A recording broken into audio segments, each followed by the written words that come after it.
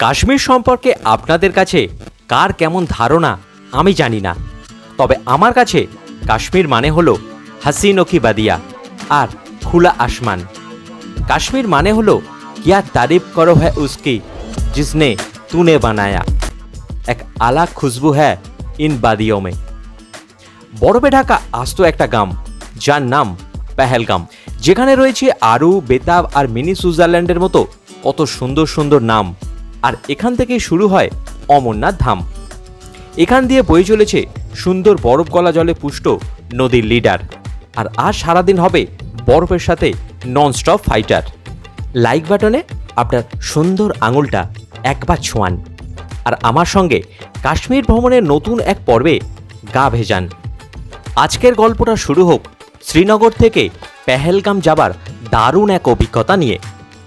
নমস্কার বন্ধুরা, আরো একটা সকাল, রাত পেরিয়ে আরো একটা সকাল মানে নতুন দিন, নতুন জার্নি, নতুন আলো আর নতুন আশা। 4টি রাত্রি আমরা শ্রীনগরের এই হোটেলটিতে ছিলাম।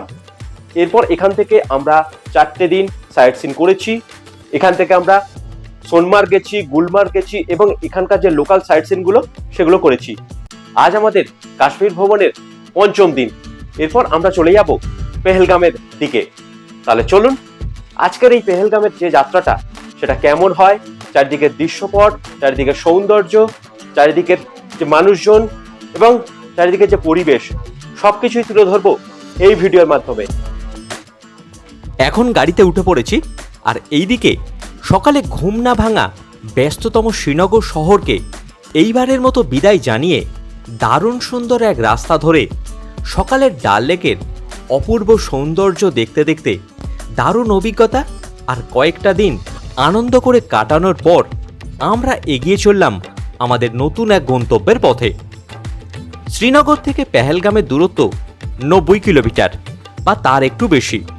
যেতে সময় লাগবে 2 ঘন্টা থেকে 2.5 ঘন্টার মতো। এই মুহূর্তে ঘড়ির কাঁটায় সকাল 9:10।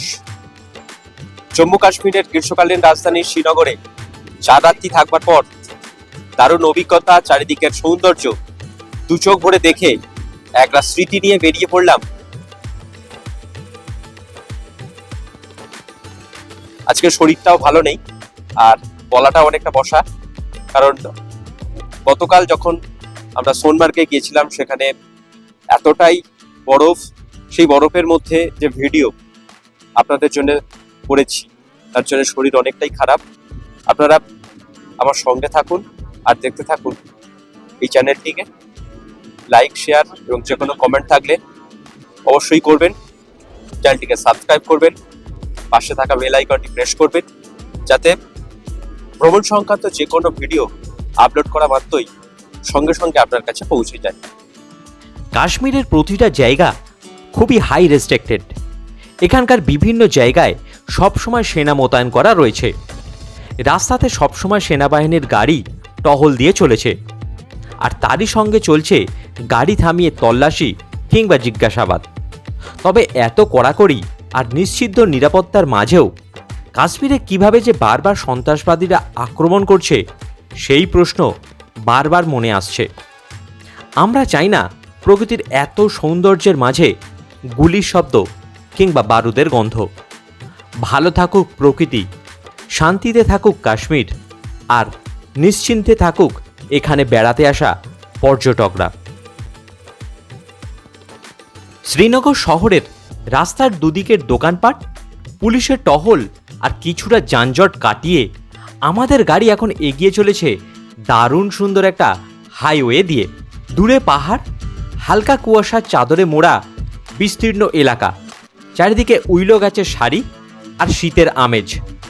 গাড়িতে জানলার পাশের সিট আর হেডফোনে পছন্দের গান শুনতে শুনতে এই রাস্তা দিয়ে যাওয়া কি অপূর্ব সুন্দর লাগছে যা ভাষায় প্রকাশ করা যাবে না। আনন্দ, উৎসাহ, মনের সমস্ত ক্লান্তি দূর করে খুব সুন্দর একটা জার্নি। এটাই তো মন ভালো করার ওষুধ।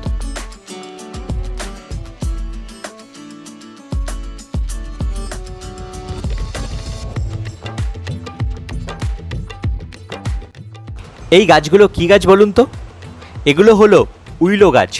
এই উইলো গাছের কাঠ থেকেই ক্রিকেট খেলার ব্যাট তৈরি হয়।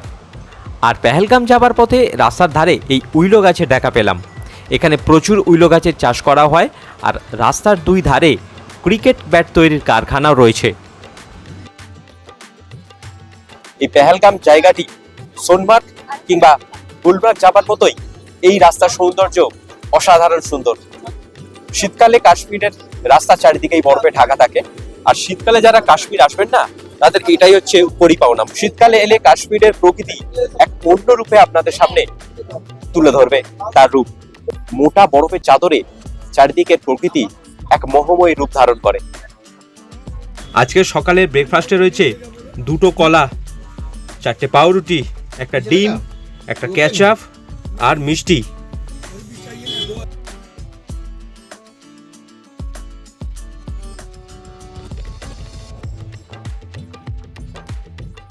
শ্রীনগর থেকে প্রায় কয়েক কিলোমিটার পথ অতিক্রম করে এই মুহূর্তে চলে এসেছি পাম্পোর শহরে। ভারতের কাশ্মীরের এই পাম্পোর জায়গাটি জাবরান শহর নামে পরিচিত, কারণ এইখানেই সবচেয়ে বেশি জাবরানের চাষ হয়। রাস্তার দুই ধারে বিঘার পর বিঘা জমিতে শুধু জাবরান চাষ হয়ে রয়েছে। সাধারণত অক্টোবর মাসের শেষ থেকে নভেম্বরের শুরুতে এই ফুলগুলো ফোটে। তখন ফুলের ভিতর থেকে জাবরান সংগ্রহ করতে হয়। অক্টোবর থেকে নভেম্বর মাসে যদি কাশ্মীর আসেন তাহলে এই দৃশ্য দেখতে পাবেন। দূরে এই যে সবুজ ঘাসের মতো দেখছেন, এগুলি হচ্ছে জাবরান গাছ।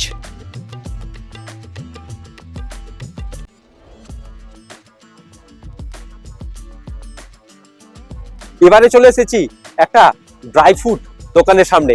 চলুন কি কি ড্রাই ফ্রুট রয়েছে এবং কাশ্মীরের বিখ্যাত যে ড্রাই ফ্রুট গুলো রয়েছে সেগুলো একটু দেখে নিই। এই হচ্ছে ঋষিকেশ্বর মাঠ। চলুন ভিতরে যাওয়া যাক এবং কি রকম দাম বলছে, কোন জিনিসটার কি নাম, সবটাই আপনাদের জানাচ্ছি। রাস্তার ধারে প্রচুর ড্রাই ফ্রুটস আর কেশরের দোকান রয়েছে, এখান থেকেও কিনে নিতে পারেন।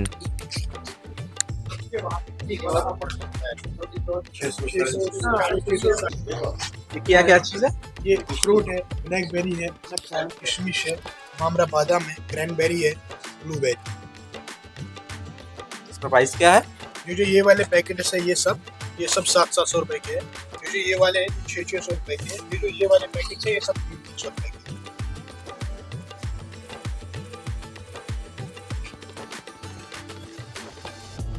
এখানে শিলাজিৎ রয়েছে আর কেশর রয়েছে। इसका प्राइस क्या है? 300 টাকায় 1 গ্রাম। और शिलाजीत का प्राइस क्या है? 30 रुपीस पर ग्राम। কিছুটা সময় এখানে কাটানোর পর আবারও আমাদের গাড়ি চলতে শুরু করলো তার গন্তব্যের পথে। পথ চলতে চলতে এবারে আমাদের গাড়ি এসে থামলো ভারতের ইতিহাসের এক কলঙ্কময় জায়গায়। সালটা ছিল 2019 সালের 14ই ফেব্রুয়ারি। ভালোবাসার দিনেই ভারতের ভূস্বর্গ রক্তাক্ত হয়েছিল। এই মুহূর্তে আমরা দাঁড়িয়ে রয়েছি এমন একটা জায়গা যেখানে ভারতের ইতিহাসে এক কলঙ্কতম দিন ছিল। এই জায়গাটার নাম হচ্ছে পুলওয়ামা। পুলওয়ামার ঘটনা আমরা প্রত্যেকেই জানি, আর এই সেই জায়গা যেখানে আমরা দাঁড়িয়ে রয়েছি। কাশ্মীরের পুলওয়ামার এই জায়গাটিতেই সেই দিন ভয়াবহ আত্মঘাতী জঙ্গি হামলায় ভারত মাতার বীর 40 জন জওয়ান শহীদ হন। এই সেই জায়গা দেখুন একবার। ভারতের ইতিহাসে এই দিনটি আর সেই মুহূর্তটা ছিল খুবই ভয়াবহ ও দুর্বিষহ। পুলওয়ামায় এই জায়গাটিতে দাঁড়িয়ে শহীদ বীর সন্তানদের প্রতি শ্রদ্ধা, ভক্তি, ভালোবাসায় আর চোখে বেদনার অশ্রু নিয়ে মাথা নত হয়ে আসছে। এখানে দাঁড়িয়ে ভাবছি সেদিন এত সুন্দর জায়গাটা কতটা আতঙ্কিত আর রক্তাক্ত হয়েছিল। ভারতীয় জওয়ানরাই আমাদের রক্ষাকর্তা। এই যে সুন্দর ভূমিটা দেখতে পাচ্ছেন, ভূস্বর্গ, তাকে রক্ষা করছে এবং সারা ভারতবর্ষের সমস্ত জায়গাতে তারা নিরাপত্তার নিশ্চিন্ত বেড়াজালে আমাদেরকে ঘিরে রেখেছে। আমরা কোনোদিন চাই না যে ভারতীয় জওয়ানদের উপর আঘাত আসুক। জানি না কবে থামবে সন্ত্রাসবাদীদের হিংস্রতার কালো থাবা। শ্রীনগর শহর থেকে 54 কিলোমিটার পথ অতিক্রম করে এখন আমরা চলে এসেছি অনন্তনাগ জেলাতে, অর্থাৎ পেহেলগাম যাবার জন্য আমরা অর্ধেক রাস্তা চলে এলাম। এখন আমরা অনন্তনাগ জেলার যে বাজার, সেই বাজারের মধ্য দিয়ে চলেছি। 22টি জেলার মধ্যে জম্মু ও শ্রীনগরের পরে তৃতীয় সর্বাধিক জনবহুল জেলা হল এই অনন্তনাগ। ঔরঙ্গজেবের আমলে এই জায়গার নাম ছিল ইসলামাবাদ। পরবর্তীকালে মহারাজ গোলাম সিং এই জায়গার নাম রাখেন অনন্তনাগ। কাশ্মীরি ভাষায় নাগ শব্দের অর্থ ঝর্ণা, আর অনন্ত কথার অর্থ অনেক। অনেক ঝর্ণা আর জলাধারের জন্য এই জেলার নামকরণ করা হয়েছে অনন্তনাগ। এই যে মোটা মোটা গাছগুলো দেখছেন না, এইগুলো হলো চিনার গাছ। মোহাম্মদ সিনেমাতে যে ঝরা পাতাগুলো দেখছিলেন, সেই চিনার গাছের পাতা এগুলো। আপনি যদি মে মাস কিংবা এপ্রিল মাসে আসেন না, এই গাছের পাতাটা একদম পুরো সবুজ হয়ে যাবে, আর তার রূপ অসাধারণ সুন্দর।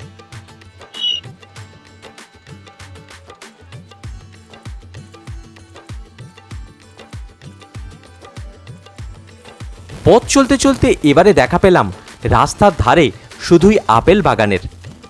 আমরা আসার পথে বেশ কিছুক্ষণ আগে দেখে এলাম কেশর অর্থাৎ জাফরানের ক্ষেত, আর এবারে দেখা পেলাম বিঘের পর বিঘে জমি শুধু আপেল গাছ হয়ে রয়েছে। এই জায়গাটিকে বলা হয় অ্যাপেল ভ্যালি অফ কাশ্মীর। আমরা শ্রীনগর থেকে পেহেলগাম যাবার পথেই জাফরানের ক্ষেত আর আপেল বাগান দুটোই দেখতে পেলাম। কি অপূর্ব সুন্দর লাগছে দেখুন একবার। এই ধরনের আপেল বাগান আমরা গুলমার্গ যাবার পথেও দেখেছি। -13 ডিগ্রি সেন্টিগ্রেড তাপমাত্রায় গুলমার্গ ভ্রমণ, সঙ্গে গন্ডোলা রাইড সহ কাশ্মীর সিরিজের বিভিন্ন ভিডিও দেখতে চাইলে ডেসক্রিপশন বক্সে ভিডিওগুলোর লিংক দিয়ে দিলাম, অবশ্যই দেখে নেবেন। এই মুহূর্তে দাঁড়িয়ে রয়েছি কাশ্মীরের আপেল বাগানে। পেহেলগাম যাবার পথে রাস্তার ধারে একটা আপেল বাগানের সামনে এসে দাঁড়ালাম। দেখুন, আপেল বাগানে এখন কিন্তু আপেল নেই, কিন্তু আপনি যদি মার্চ মাসে আসেন না, তখন এই আপেল গাছগুলোতে ফুল হবে। আর সেপ্টেম্বর অক্টোবর মাসে তখন আপেল হবে, মানে তখন তোলবার সময় হবে। তার আগে আমরা যখন পেহেলগামে যাচ্ছি, সেই সময়তে রাস্তার ধারে যখন একটা আপেল বাগানের সামনে এসে দাঁড়িয়েছি। এই যে দেখছেন না, এগুলো সব আপেল গাছ, আরে পুরোটাই আপেল বাগান। কাশ্মীরের সেই বিখ্যাত আপেল, সেই আপেল বাগান হলো এটা। এখনো আপেল নেই, মানে আপেলের এখন মরশুম নয়। মার্চ মাসে এলে এই আপেল গাছে ফুল ধরবে, আর সেপ্টেম্বর অক্টোবরে এই আপেল গাছে আপেল ভরে থাকবে একদম। তো এখানে কিছু কিছু আপেল যেগুলো নষ্ট হয়ে গেছে, সেগুলো ওরা ড্যামি হিসাবে রেখে দিয়েছে। দেখুন একবার।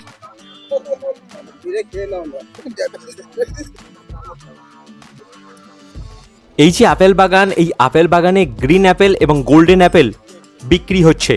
1 কেজির দাম মাত্র 50 টাকা। ভাবতে পারছেন কত সস্তা?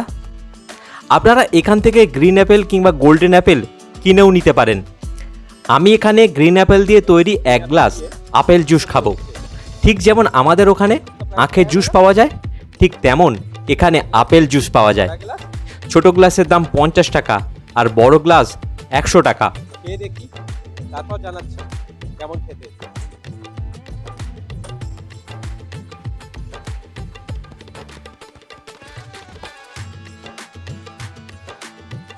ভীষণ সুন্দর খেতে। আপনারা কাশ্মীরে এলে পেহেলগাম যাবার পথে রাস্তার ধারে যে আপেল জুসগুলো বিক্রি হয়, একবার খেয়ে দেখবেন, খুব ভালো লাগবে। এছাড়া এখানে বিভিন্ন জ্যাম জেলির দোকান রয়েছে। ইচ্ছা হলে আপনার পরিবার পরিজন বন্ধু বান্ধবদের জন্য উপহার হিসাবে কিনে নিতে পারেন। লোটাস এটার পিকল 350 350, এটা চাটনি 250 টাকা, এটা অ্যাপল পিকল 250, এটা কাশ্মীরি গার্লিক 250, এটা মাসি মাসি, এটা গার্লিক চাটনি, এটা 250, এটা অ্যাপল জ্যাম মিষ্টি মিষ্টি 250 টাকা, এটা ওয়ালনাট অ্যাপল জ্যাম 350 টাকা, এটা মিষ্টি ওয়ালনাট এন্ড অ্যাপল। এরপর আমরা আবারও গাড়িতে চেপে বসলাম। এখান থেকে আমাদের গন্তব্য পেহেলগামের দূরত্ব আর মাত্র 8 কিলোমিটার। আর ওদিকে লিডার নদী, আর এই যে ওপরে সে শুভ্র বরফে ঢাকা পাহাড়। চারিদিকে সৌন্দর্য দেখতে দেখতে এখন চলে এসেছি পেহেলগামে। এই মুহূর্তে আমরা পেহেলগামে প্রবেশ করছি।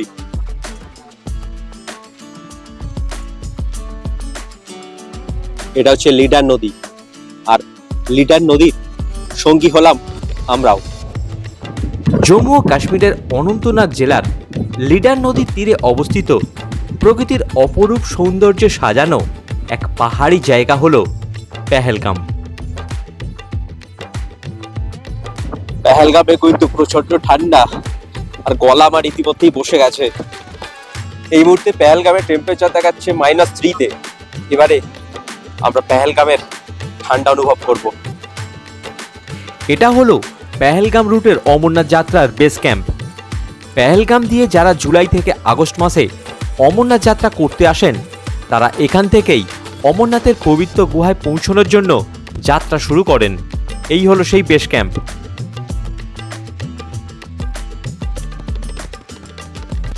চারিদিকের সৌন্দর্য দেখতে দেখতে আমরা এখন চলে এলাম পেহেলগামে একটা দিন আমরা যে হোটেলে থাকবো সেই হোটেলের সামনে। আর এরই সাথে সাথে শেষ হলো শ্রীনগর থেকে পেহেলগামে আসার দারুণ সুন্দর অভিজ্ঞতা নিয়ে এবারের গল্প। কাশ্মীর বেড়াতে এলে এই জায়গাটা একদম মিস করবেন না। ভীষণ ভীষণ ভীষণ সুন্দর এই জায়গা। পরের ভিডিওতে থাকছে যে হোটেলটিতে ছিলাম সেই হোটেলটি কেমন, কি কি খেলাম, পেহেলগামে কি কি সাইট সিন করলাম সেই সম্পর্কে গল্প। তাহলে আজকের মতো টাটা। সকলে ভালো থাকবেন, সুস্থ থাকবেন, আর অবশ্যই চ্যানেলটিকে সাবস্ক্রাইব করে সঙ্গে থাকবেন।